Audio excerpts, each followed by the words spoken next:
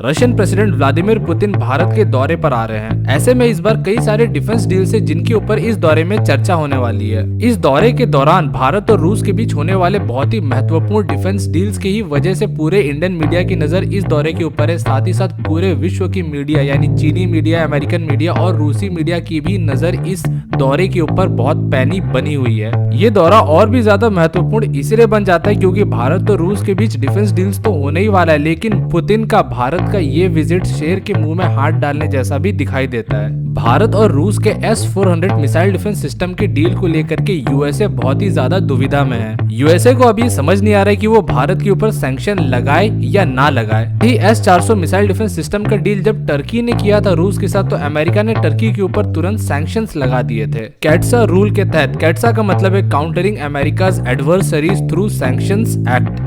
लेकिन भारत का केस थोड़ा अलग है, जहां भारत के ऊपर अमेरिका सैंक्शन लगाना चाहता है क्योंकि भारत रशिया से डिफेंस डील कर रहा है, लेकिन दूसरी तरफ अमेरिका डरता भी है क्योंकि भारत का इस्तेमाल अमेरिका कर रहा है चाइना को काउंटर करने के लिए। अगर अमेरिका भारत के ऊपर ज्यादा सैंक्शंस लगाता है और भारत के ऊपर दबाव बनाने की कोशिश करता है तो भारत अमेरिका के पाले से हट करके रूस और चीन के पाले की तरफ खिंच सकता है, जिसका डर अमेरिका को हमेशा बना रहता है। क्योंकि एशिया पैसिफिक रीजन में अब अमेरिका का एक ही स्ट्रॉन्ग एलाय बचा है जो कि है भारत, जो कि अमेरिका और नेटो के तरफ से इस रीजन का मोर्चा संभाले हुए है रूस, चाइना, पाकिस्तान जैसे पावर्स के खिलाफ। हालांकि अमेरिका भी जानता है कि भारत और रूस की दोस्ती काफी पुरानी है और ये दोस्ती काफी समय से चले आ रही है, तो इसको इतना आसानी से अमेरिका नहीं तोड़ सकता है। प्रेसिडेंट पुतिन के भारत दौरे से ठीक पहले रशिया के जो फॉरेन मिनिस्टर है सर्जी लेवरोव, उनका एक बयान आया S-400 के डील को लेकर के। उन्होंने कहा कि हमें ये पता चला कि कुछ देश जैसे कि अमेरिका भारत के ऊपर प्रेशर बनाने की कोशिश कर रहे थे ताकि ये डील ना हो पाए, ये डील टूट जाए। पर उनका कहना था कि भारत ने उन्हें साफ तौर पे ये एक्सप्लेन किया कि भारत एक सॉवरेन कंट्री है और भारत खुद ही डिसाइड करेगा कि वो किन देशों से हथियार खरीदेगा और किन से नहीं खरीदेगा। भारत के ऊपर किसी भी देश की मर्जी नहीं चलने वाली है। यानी एक तरह से रशियन फॉरेन मिनिस्टर ने अमेरिका पर कटाक्ष किया है, यानी सिंपल शब्दों में कहूँ तो अमेरिका को जीभ चिढ़ाया है।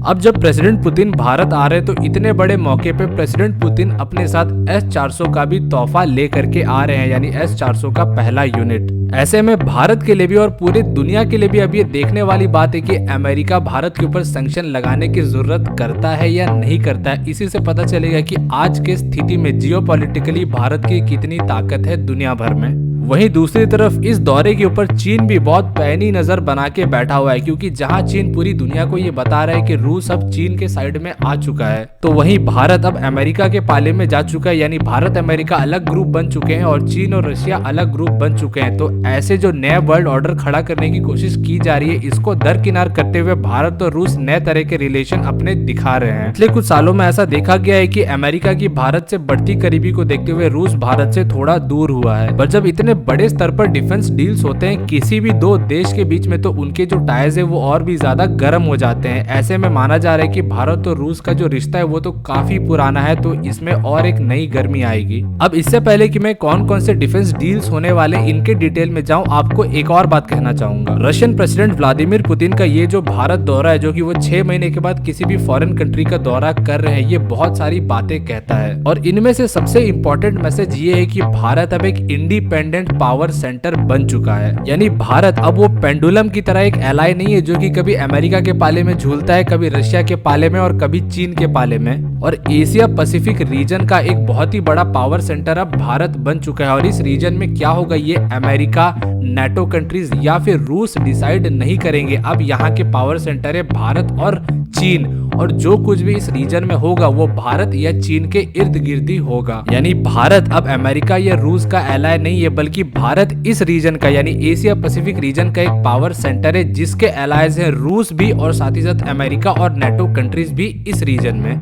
ये बात हर एक भारतीय को समझना पड़ेगा और ये बात हर एक भारतीय के दिमाग में आ जानी चाहिए कि अब जो नया विश्व है उसके जो दो माफियाज या जो दो बैड बॉयज हैं वो भारत और चीन है। और अब दुनिया के बाकी कंट्रीज इंक्लूडिंग अमेरिका और रूस को ये डिसाइड करना है कि वो भारत के साइड खड़े हैं या फिर चीन के साइड खड़े हैं, या फिर रूस की तरह भारत और चीन दोनों ही टीम से खेलने वाले हैं। अब बात करते हैं डिफेंस डील की। सबसे पहला डिफेंस डील तो आप सबको पता ही है कि S-400 जो कि $5 बिलियन का एक डिफेंस डील है, उसका पहला यूनिट भारत को मिल रहा है। जैसे ही पुतिन आएंगे साथ ही साथ S-400 का पहला यूनिट भी लेकर के आएंगे। डिफेंस डील में से जो सबसे इंपॉर्टेंट माना जा रहा है वो है AK-203 राइफल्स का। AK-203 AK क्लास के सबसे एडवांस राइफल्स है जो कि भारत रशिया से खरीदने वाला है। अब इसमें भी सबसे इंपॉर्टेंट है 7 लाख राइफल जो कि भारत में ही मैन्युफैक्चर किए जाने वाले हैं। दूसरा इंपॉर्टेंट डील था रशियन कामोव KA-226T हेलीकॉप्टर्स का। इस हेलीकॉप्टर को $1 बिलियन के डील के तहत भारत में ही लोकली मैन्युफैक्चर किया जाने वाला था, लेकिन अब माना जा रहा है कि इसे ऑफ द शेल्फ खरीद लिया जाएगा,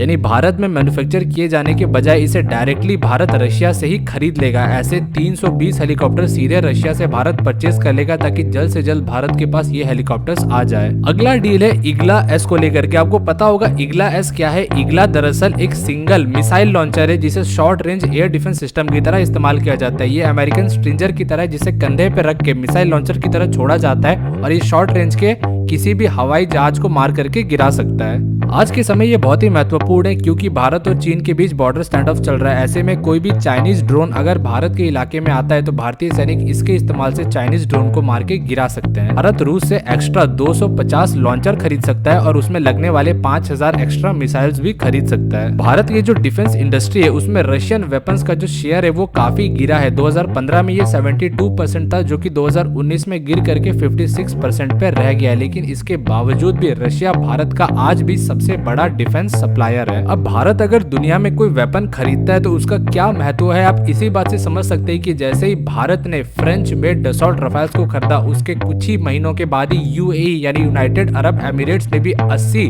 डसॉल्ट राफेल का डील फ्रांस के साथ साइन कर लिया है। यानी भारत जब दुनिया के किसी भी कंट्री चाहे अमेरिका से हो या रशिया से हो या फिर फ्रांस से हो, जब उनके हथियार खरीदता है तो उस हथियार का जो इमेज है वो काफी ज्यादा बढ़ जाता है और उसको काफी सारे नए बायर्स मिलते हैं पूरे विश्व भर में। यह है भारत की ताकत और आज के दिन भारत का दुनिया भर में प्रभाव। उम्मीद करता हूँ आपको ये वीडियो पसंद आया होगा। अगर ये वीडियो पसंद आया तो इसे लाइक कीजिए, चैनल को सब्सक्राइब कर लीजिए। ऐसे ही मजेदार वीडियोस देखते रहने के लिए मिलते हैं अगले वीडियो में। तब तक के लिए थैंक्स फॉर वॉचिंग।